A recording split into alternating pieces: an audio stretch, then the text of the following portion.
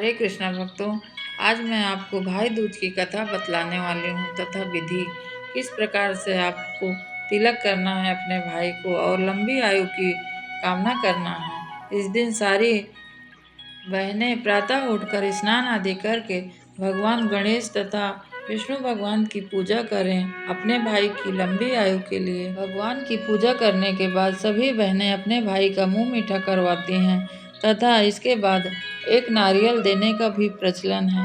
नारियल यह इसलिए दिया जाता है कि भाई के घर सुख समृद्धि बनी रहे हमेशा। नारियल समृद्धि का प्रतीक होता है। इसे श्रीफल कहते हैं, इसलिए साक्षात लक्ष्मी जी इसके अंदर विराजमान होती हैं। इसके बाद बहनें अपने भाई को कुछ उपहार देती हैं तथा भाई भी अपनी बहनों को कुछ इस दिन उपहार अवश्य देते हैं। इस तरह भाई बहन के रिश्ते मजबूत होते हैं। आइए जानते हैं इसकी पौराणिक कथा कि किस प्रकार भाई दूज मनाना प्रारंभ हुआ। भैया दूज के संबंध में पौराणिक कथा इस प्रकार से है। सूर्य की पत्नी संगा के दो संतानें थी। एक पुत्र का नाम यमराज तथा दूसरे पुत्री का नाम यमुना है। दो बच्चे हैं उनके। और इसके बाद संगा सूर्य भगवान के तेज को सहन न करते हुए वहां पर अपनी छाया मात्र छोड़कर वो वहां से चली गईं। इस बात को यमराज जी जानते थे कि यह मेरी माँ नहीं है, छाया मूर्ति हैं। तब वो उन्हें माँ के रूप में स्वीकार तो कर लिया, लेकिन उन्हें कोई ज़्यादा लगाव नहीं था भाई बहनों को अपनी माँ से। किंतु यमुना अपने भाई यमराज से बड़ा स्नेह करती थी। यमुना अपने भाई यमराज के यहाँ प्रायः जाया करती थी और सुख दुख की बातें पूछा करती थी तथा यमुना यमराज को अपने घर भी बुलाया करती थी। किंतु यमराज बहुत व्यस्त रहने के कारण उनके घर ना जाया करते थे। और एक बार कार्तिक शुक्ल द्वितीया के दिन यमराज अपनी बहन यमुना के घर अचानक जा पहुँचे। बहन के घर जाते समय यमराज ने नरक में निवास करने वाले जीवों को मुक्त कर दिया।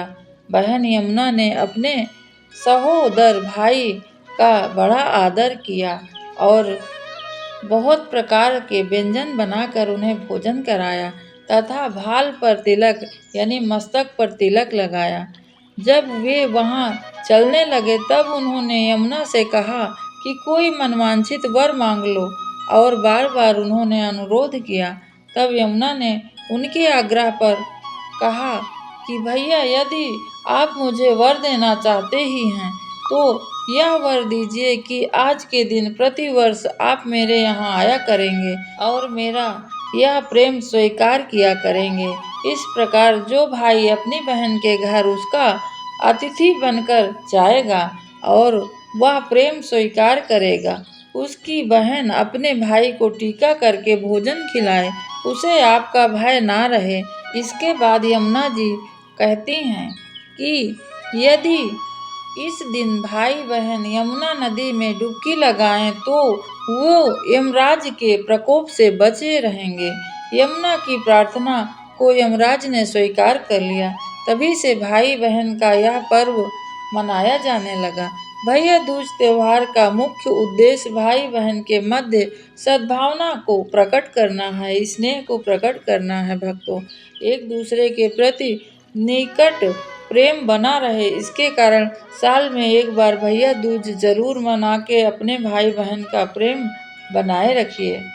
दीपावली के 5 दिन पर्व चलने वाले में भाई दूज आखिरी दिन होता है।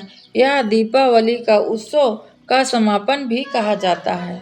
यदि आपके सगे भाई बहन नहीं हैं भक्तों, तो भी मामा के या मौसी के या बुआ के बच्चों आपस में एक दूसरे से बातचीत करते हैं और भाई बहन हैं तो टीका अवश्य लगवाना चाहिए। इस दिन बहन के हाथ में कुछ न कुछ जरूर रखें आप और उससे आशीर्वाद मांगिए। उसे धर्म, धन, अर्थ, आयुष और हर प्रकार के सुख समृद्धि मिले, ऐसा आशीर्वाद उसे भी दीजिए और उससे भी आशीर्वाद जरूर लीजिए। एक चीज और भक्तों, इस दिन को ही यमद्वितीया कहते हैं।